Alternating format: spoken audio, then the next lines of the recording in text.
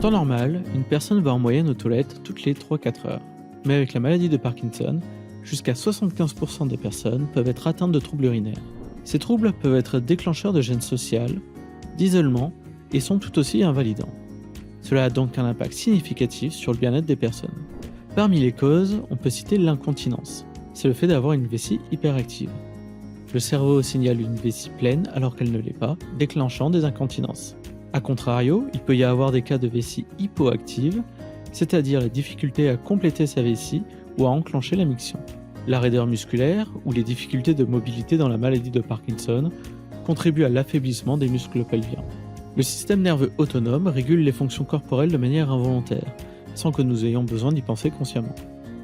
Dans les stades avancés de la maladie de Parkinson, c'est ce système qui peut causer des troubles urinaires. Bonjour, je m'appelle Jean-Luc, j'ai 54 ans. J'ai été diagnostiqué à 34 ans. Alors c'est quelque chose qui s'est manifesté en décalage, je dirais, 12 ans après le début de la maladie. Et c'est pareil, c'est pernicieux parce que ça s'installe petit à petit jusqu'au moment où c'est plus possible, quoi. Au début, on va aux toilettes un peu plus souvent, on y va un peu plus vite, on s'adapte, et puis jusqu'au moment où les urgences sont trop marquées, trop importantes, et là, il faut faire quelque chose. Mais encore une fois, quand c'est devenu conscient que ça ne marchait pas, j'en ai parlé au neurologue, qui m'a orienté vers un service d'urologie, de neurourologie.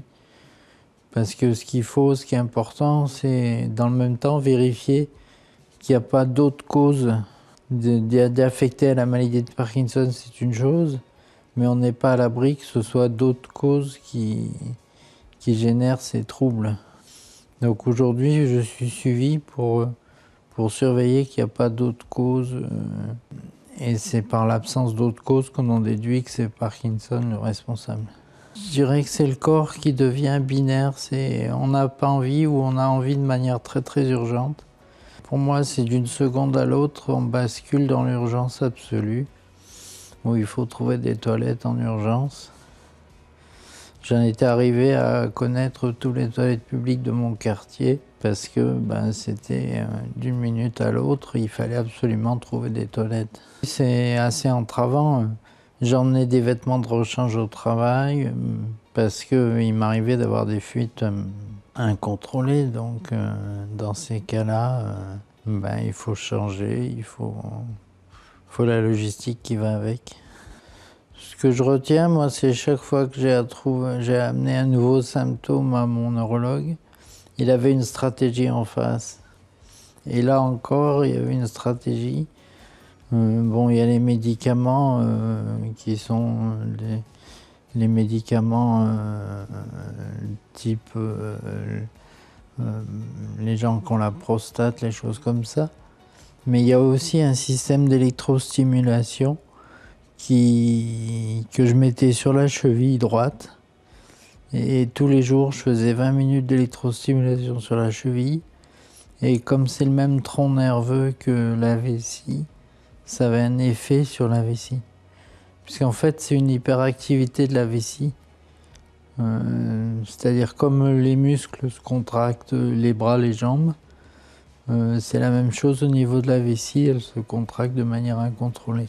Le neurologue m'a dit, on sait que ça marche, ça a été démontré scientifiquement, on ne sait pas expliquer pourquoi. C'est une préoccupation qui déborde forcément sur les autres. Autant, je dirais, une douleur, on peut se la garder. Autant, une fuite urinaire, ça se voit. Le conseil, je dirais, de ne pas rester seul avec son problème, de le partager avec le corps médical.